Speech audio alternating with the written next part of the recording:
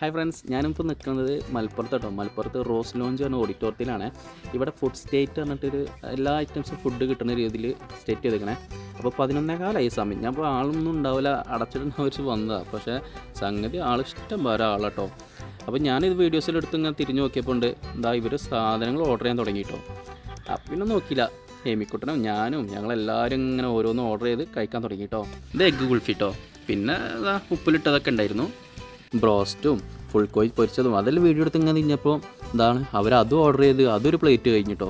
അതിന് ചെറിയ പീസ് എനിക്കും കിട്ടി, വേറെ കാര്യം.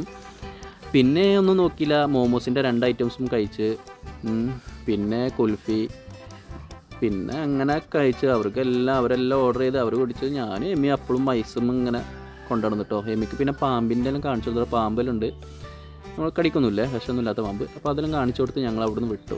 ഓക്കെ, ഇനി അടുത്ത നല്ല വീഡിയോ ആയിട്ട് വീണ്ടും കാണാം. ബൈ.